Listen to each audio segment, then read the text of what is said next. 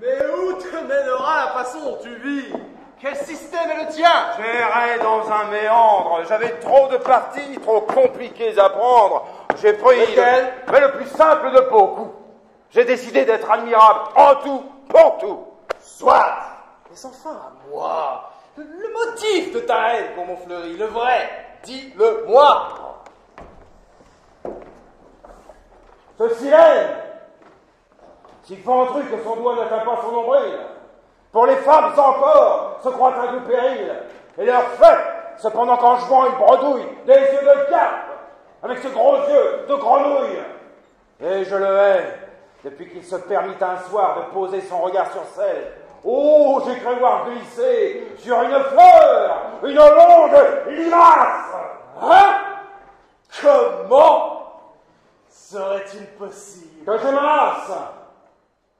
J'aime. Ton savoir? Tu ne m'as jamais dit. Qui j'aime? Réfléchis, voyons. Il m'interdit le rêve d'être aimé même par une laide, ce nez qui d'un quart d'heure en tout lieu me précède.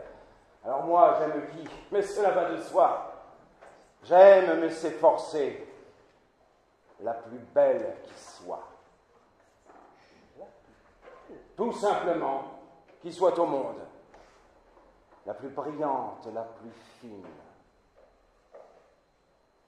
La plus blonde. Mon Dieu, quelle est donc cette femme? Un danger mortel, sans le vouloir. Exquis, sans y songer. Un piège de nature. Une rose muscade dans laquelle l'amour se tient en embuscade. Qui connaît son sourire a connu le parfait. Elle fait de la grâce avec rien.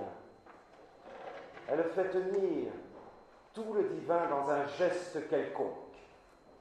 Et tu ne saurais pas, Vénus, monter en conque, ni toi, Diane, monter dans les grands bois fleuris, comme elle monte en chaise et marche dans Paris.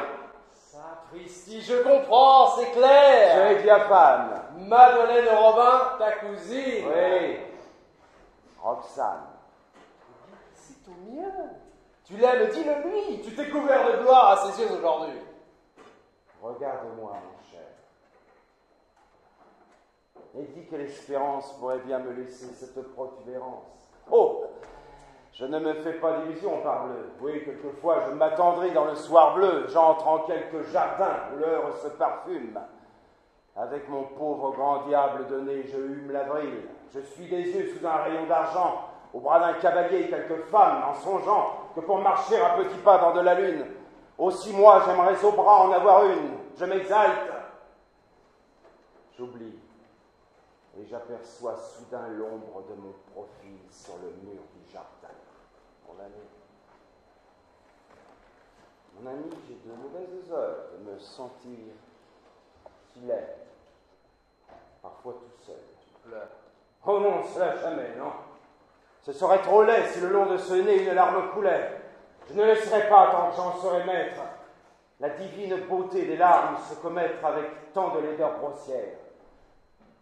Vois-tu bien, les larmes, il n'est rien de plus sublime, rien. Et je ne voudrais pas qu'excitant la risée une seule, par moi, fût ridiculisée. Ah, mon Dieu, ça fait rire. De son vaillant cousin, on désire savoir si l'on peut en secret le voir. Quoi? On a des choses à vous dire. Des choses. Mon Dieu! Où? Chez Ragueneau, le pâtissier. Il perche. Dans la rue. Ah mon Dieu! Saint-Honoré. On ira. Soyez-y 7 heures. Qui serait? Toi, mon Dieu. Pour moi, d'elle, un rendez-vous. Eh bien, tu n'es plus triste. Ah, du moins, pour le moi, elle sait que j'existe. Maintenant, tu vas être calme. Et maintenant, mais je vais être frénétique et fulminant. Il me faut une armée entière à déconfire. J'ai 10 bras, j'ai 20 cœurs. Il ne peut me suffire de confondre des nains. Il me faut des géants.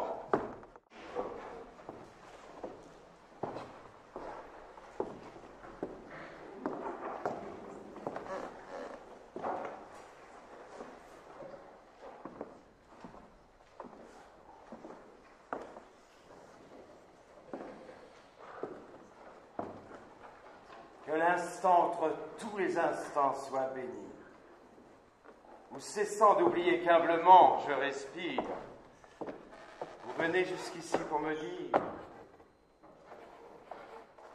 dire, Mais tout d'abord, merci. Car ce drôle, ce fat, qu'au brave jeu d'épée hier vous avez fait mat, c'est lui qu'un grand seigneur est pris de moi. Cherchait à m'imposer comme mari. Postiche! Je me suis donc battu, madame, et c'est tant mieux. Non pour mon vilain nez, mais bien pour vos beaux yeux.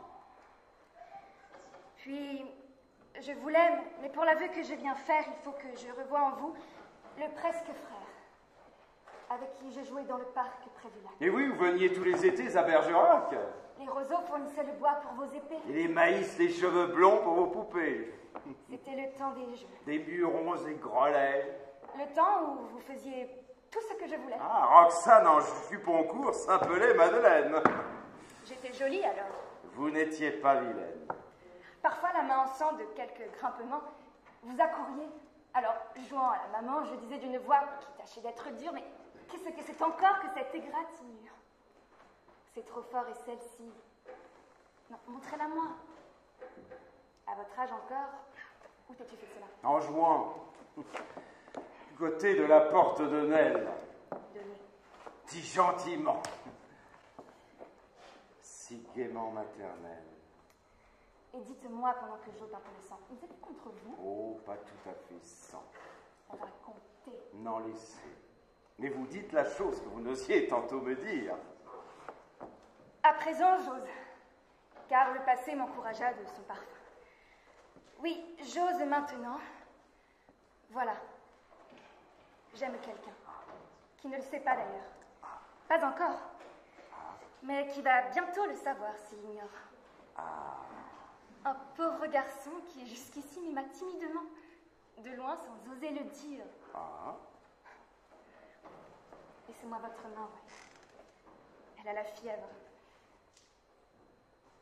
Mais moi, j'ai vu trembler les aveux sur sa lèvre. Et figurez-vous, tenez que justement, oui, mon cousin, il sert dans votre régiment. Puisqu'il est cadet dans votre compagnie. Il a sur son front de l'esprit, du génie. Il est fier, jeune, noble, intrépide et beau. Quoi, qu'avez-vous? Moi, c'est rien.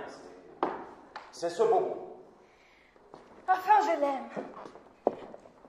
Il faut d'ailleurs que je vous dise que je ne l'ai jamais vu qu'à la comédie. Mais vous ne vous êtes donc pas parlé? Nos yeux seuls. Mais comment savez-vous alors? Sous les tilleuls de la place royale, on cause. Des bavards de m'ont renseigné. Il est cadet? Cadet au garde. Son nom? Baron Tristan de Neuvillette.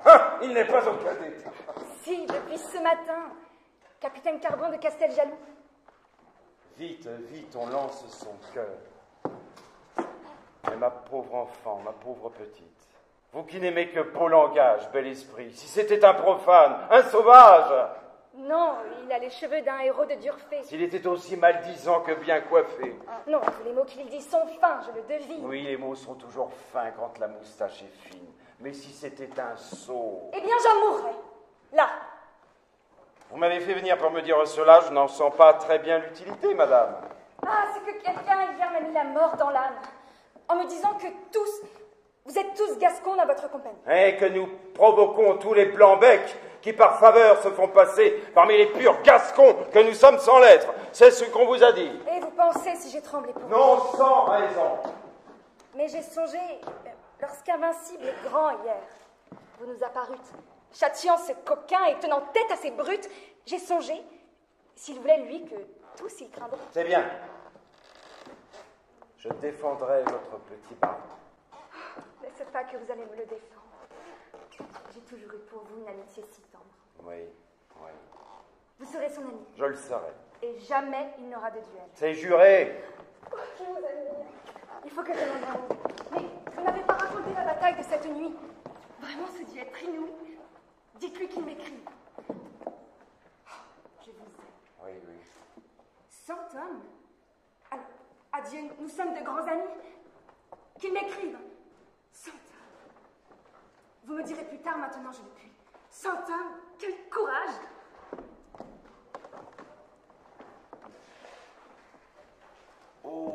J'ai fait mieux depuis.